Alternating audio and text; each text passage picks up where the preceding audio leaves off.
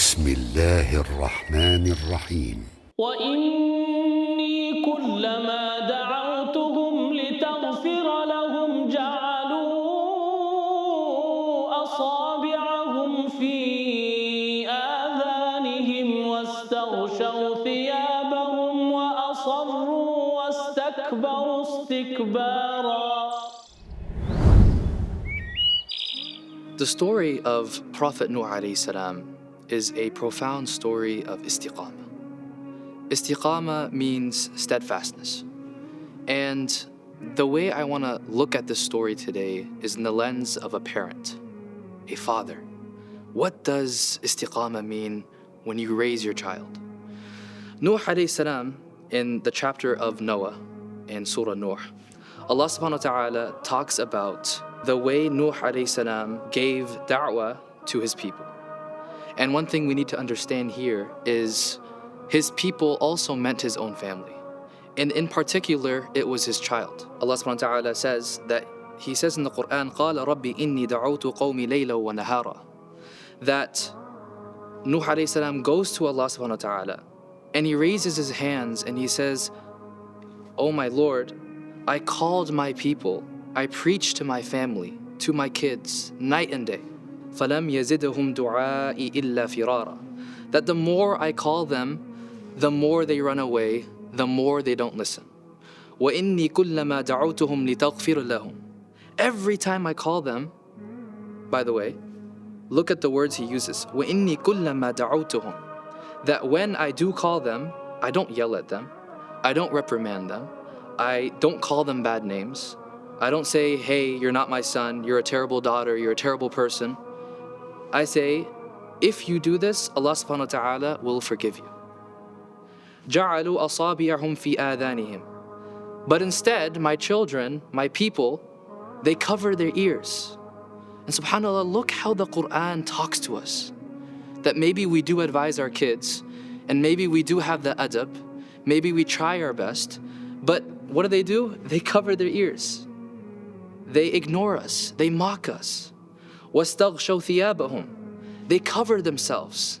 They might slam the door on us. They might hibernate in their rooms. Right? We've all seen this before in our homes. وَأَسَرُّوا وَاسْتَكْبَرُوا اسْتِكْبَارًا. They are arrogant and they're rude and they're harsh to us. And as a parent, this hurts. That you try so hard with your kids. You do everything right. You treat them with compassion. You give them everything they want. You give them a PS5. You let them go out and hang out with their friends. You give them a phone. But at the end of the day, Allah subhanahu wa ta'ala is teaching us that it's not in our hands. And then Nuh alayhi salam, he says, ثُمَّ إِنِّي دَعَوْتُهُمْ جِهَارًا. That you advise them in public. Maybe in front of their friends, you ask them, "Hey, why don't we try this a better way?" Or, "Hey, why don't we do this a better way?" Right? If that doesn't work, then Nuh alayhi salam says, ثُمَّ إِنِّي أَعْلَنْتُ لَهُمْ وَأَسْرَرْتُ لَهُمْ إِسْرَارًا. That you try to talk to them one-on-one.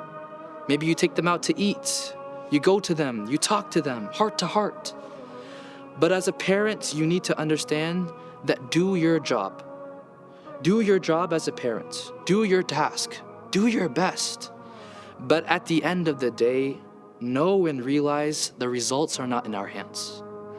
Allah subhanahu wa ta'ala, He later on tells us in the Quran that when Nuh alayhi salam's on his ship and the flood is coming, and Imam Qurtubi rahimahullah, he mentions this in his tafsir, that his son was riding a horse and his son thought that he could escape the flood by going on a horse on top of the mountain. And Nuh alayhi salam, he sees his son and he calls his son, "Ya bunay." And look at the words Nuh alayhi salam says here. He doesn't say just, "Oh my son." Ya bunay in the Arabic language, it doesn't mean just my son, it means my dear son, my beloved son. Ya bunay. It comes with affection, right? In our context, that might be beta, beti, habibi, habibti. Look at the language Nuh alayhi salam is, addressing his son. And he goes, "Ya bunay yarkab ma'ana." Come with me, come upon this ship with me. وَلَا تَكُمْ مَعَ الْكَافِرِينَ. Don't be with those people. Don't be with those friends. Don't hang out with those people. right? And then later on, we know he drowns and he doesn't listen to his father and he drowns and he passes away. And subhanAllah, what we learned from the story of Nuh alayhi salam is that you do your best as a parent. You try your best. You put your kids into Islamic school. You send your kids to the masjid for the youth events, the youth programs. You put them into, a Quran program with Shaykh Qiyam or whoever it is. You do that. You tie the camel. But at the end of the day, know that if your child doesn't turn out to be that child that you wanted, that golden child, maybe your child, your daughter might not, wear hijab, or your son might not want to come to the masjid or come for Jum'ah prayer, right? As long as you tried your best, you called night and day, you tried your best as a parent, know that those results were never in your hands, they were in the results in the hands of Allah subhanahu wa ta'ala.